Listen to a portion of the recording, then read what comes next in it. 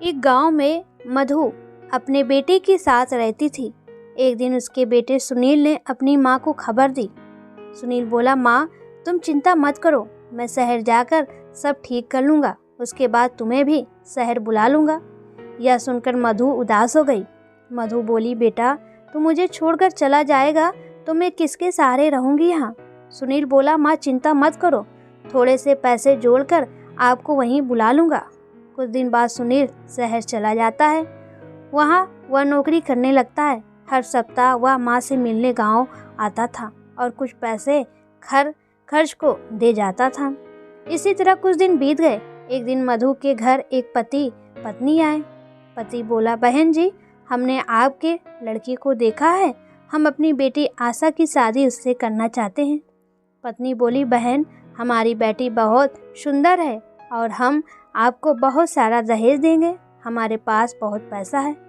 मधु बोली, बहन जी पैसे और दहेज की बात ना कीजिए, हम दहेज नहीं लेंगे और आप इतने पैसे वाले हैं, लेकिन हम तो बहुत गरीब हैं, हमारी आपकी कैसे निभ पाएगी। यह सुनकर पति ने जवाब दिया, बहन जी आप चिंता मत करें, यहाँ आने से पहले हमने आपके बारे में सब पता कर लिया है, हमें आपका लड़का बहुत पसंद है। सुनील से बात करके दोनों लड़की देखने जाते हैं। लड़की उन्हें पसंद आ जाती है। इसके बाद दोनों की शादी हो जाती है। शादी के बाद आशा बहू बनकर घर आ जाती है। कुछ दिन गांव में रहने के बाद सुनील अपने काम पर जाने लगता है। आशा बोली, मैं इस गांव में नहीं रह सकती, मुझे भी शहर ले चलो। सुनील बोला, तुम कुछ दिन माँ के साथ रहो, फिर मैं तुम दोनों को शहर ले जाऊंगा। आशा बोली, मैं इस गरीबी में नहीं रह सकती, पता नहीं पापा ने क्या देखकर मेरी शादी यहाँ कर दी, या तो मुझे शहर ले चलो या फिर मैं अपने पापा के घर जा रही हूँ। मधु बोली, बेटा तू बहू को ले कर चला जा, मेरी चिंता मत कर। सुनील बोला, नहीं माँ ऐसा करते हैं, हम सब साथ में शहर चलते हैं। तीनों शहर में रहने लगते हैं। आशा का व्यवहार धीरे धीरे बदल जाता है। वह हर समय सास से छुटकारा पाने के बारे में सोचती थी।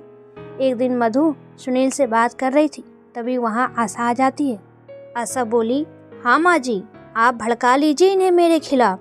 जब से ये शहर में आए हैं ना तो मुझे कहीं घुमाने ले गए, ना ही मेरे साथ ढंग से बात करते हैं, और यह सब आपके कारण हो रहा है। सुनील बोला, आशा ये किस तरह बात कर रही हो तुम मेरी माँ से, क्या कमी रह गई मेरे प्यार में। बस मैं केवल इसलिए कहीं नहीं जा पाता क्योंकि मेरे पास टाइम नहीं है, वरना माँ तो हमेशा मुझसे तुम्हें कहीं ले जाने की बात करती हैं, इसलिए मेरी माँ पर झूठे आरोप लगाना बंद करो। यह सुनकर आशा और गुस्से में आ गई। मधु बोली, बेटा गुस्सा मत कर, मैं इससे बात करती हूँ। सुनील तू आज ही बहू को कहीं घुमाने ले जा और जो वो कहे उसकी हर बात माना कर। आशा बोली, रहने दीजिए माँ जी, आप ही इन्हें भड़काती हैं और मेरे सामने भली बनकर नेका नाटक कर रही हैं। मुझे अब कहीं नहीं जाना, और जाना भी होगा तो आपसे पूछने की ज़रूरत नहीं है। यह कहकर वह कमरे में चली जाती है। उसकी इस बात से मधु बहुत दुखी होती है। उसके अरमानों पर पानी फिर जाता है। इधर सुनील भी बहुत दुखी होता है। अगले दिन से आशा ने दोनों के लिए खाना बनाना बंद कर दिया और सुनील के जाने के बाद अपने पिता के घर चली जाती। घर का सारा काम मधु करती, और जब सुनील के आने का समय होता तो उससे 1 घंटे पहले आशा आ जाती थी। इस बात का सुनील को जरा भी पता नहीं था। एक दिन आशा अपने साथ एक आदमी को लेकर घर आई। आशा बोली, माँ जी ये प्रकाश जी हैं, ये बुजुर्गों को तीर्थ यात्रा पर ले जाते हैं। 1 महीने की यात्रा है जिसमें सारे तीर्थ कराते हैं, बहुत कम खर्च में। मैंने पैसे जमा करा दिए हैं, आप शाम को ही इनके साथ चली जाना। मधु बोली, लेकिन बेटी एक बार सुनील से तो पूछ लेने दे। आशा बोली, नहीं माँ जी, वो आपको जाने नहीं देंगे और ऐसा मौका आपको दोबारा नहीं मिलेगा।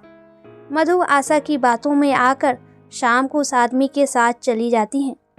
शाम को जब सुनील आता है तो वह माँ को न पाकर पूछता है। तब आशा कहती है, माँ जी तो तीर्थ यात्रा पर चली गई हैं, उनके गांव से एक आदमी आया था, वो उन्हें अपने साथ ले गया। सुनील बहुत परेशान हो गया।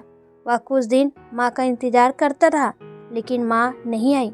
उसके बाद वह गांव गया। माँ के बारे में पता करने, लेकिन माँ का कहीं भी पता नहीं चला। आशा बहुत खुश रहने लगी। उसके रास्ते का कांटा हमेशा के लिए निकल गया था। इधर वो आदमी मधु को बहुत दूर ले जाकर एक रेलवे स्टेशन पर बिठाकर चला जाता है। मधु को कुछ पता नहीं होता। जब वह सुबह देखती है तो वहाँ कोई नहीं था। मधु घबरा जाती है। वह रास्ता ढूंढने लगती है, लेकिन उसे कहीं कुछ समझ नहीं आता। इधर सुनील अपनी माँ के लिए बहुत परेशान रहने लगा। वह बीमार पड़ गया। आशा ने जब यह सब देखा तो वह एक दिन अपने पिताजी के पास गई। आशा बोली, पापा, जिस आदमी को आपने भेजा था उससे पता करो मेरी सास कहाँ है। उसके बिना तो ये बीमार पड़ गए। पिता बोले, बेटी, तेरी सास को छोड़ने के बाद वह आदमी वापस आ रहा था। उसका एक्सीडेंट हो गया, वो मर गया, और तब से मैं भी बीमार पड़ा हूँ। बेटी, हमें ऐसा नहीं करना चाहिए था। यह सुनकर आशा रोने लगती है। इधर माँ के गम में सुनील की बीमारी बढ़ जाती है। उसके बचने की कोई उम्मीद नहीं रहती। सुनील एक दिन आशा से कहता है, आशा, तुम मुझे गांव ले चलो। मैं अपने प्राण अपने घर में त्यागना चाहता हूँ। मेरी अंतिम इच्छा पूरी कर दो। यह सुनकर आशा रोने लगती है और सुनील को गांव ले जाती है। जब वो अपने घर पहुँचते हैं, आशा घर में जाती है तो देखती है मधु घर में खाना बना रही थी। यह देखकर वह अचंभे में आ जाती है। सुनील अपनी माँ को देखकर रोने लगता है। मधु सुनील की हालत देखकर उसे सहारा देकर बैठाती है। सुनील बोला, माँ, तुम यहाँ कैसे? मैंने तुम्हें कहाँ कहाँ नहीं ढूंढा। मधु बोली, बेटा, बहू ने जिस आदमी के साथ मुझे तीर्थ यात्रा पर भेजा था वह धोखा देकर भाग गया। मैं भटकते भटकते किसी तरह गांव पहुंच गई। मुझे लगा मेरा शहर में आना बहू को पसंद नहीं था, इसलिए यही मैं मेहनत मजदूरी करके अपना गुजर बसर करने लगी। लेकिन तूने अपनी ये हालत कैसे बना रखी है? आशा बोली, माँ जी, मुझे माफ़ कर दीजिए। आपसे पीछा छुड़वाने के चक्कर में मैं अपनी ही गृहस्थी में आग लगा बैठी। इनका ये हाल है कि डॉक्टर ने जवाब दे दिया यह सब मेरे पिता ने करवाया था। वो भी बहुत बीमार है और वह आदमी एक्सीडेंट में मर गया जिसे मेरे पिता ने भेजा था। सुनील बोला, अब तुम यहाँ से चली जाओ। मैं अपनी माँ के चरणों में मरना चाहता हूँ। मुझे चैन से मरने दो। मधु बोली, नहीं बेटा, अब तू चिंता क्यों करता है? मैं तुझे मरने नहीं दूंगी और बहू को माफ़ कर दे। इसे अपने किए की सज़ा मिल गई।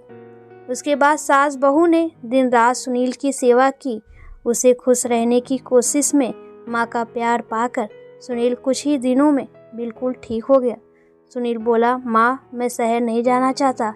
यहीं कुछ काम कर लूँगा। शहर की चकाचौंध में सब धुंधला नज़र आता है, यहाँ तक कि रिश्ते भी। कुछ दिन बाद आशा के पिताजी घर आए और मधु के पैरों में गिरकर माफ़ी मांगने लगे। पिताजी बोले, बहन जी, मैं अपनी बेटी को सुखी देखना चाहता था, लेकिन ये भूल गया एक माँ को उसके बेटे से अलग कर जो अपराध कर रहा हूँ, उससे मेरी बेटी का संसार कभी सुखी नहीं रह सकता। मधु बोली, मैंने आप सभी को माफ़ कर दिया। इसके बाद आशा बिल्कुल बदल गई। वो अपनी सास की सेवा करने लगी। सुनील उसके व्यवहार से बहुत खुश रहने लगे। दोस्तों, आपको ये कहानी कैसी लगी प्लीज़ कमेंट में ज़रूर बताएं।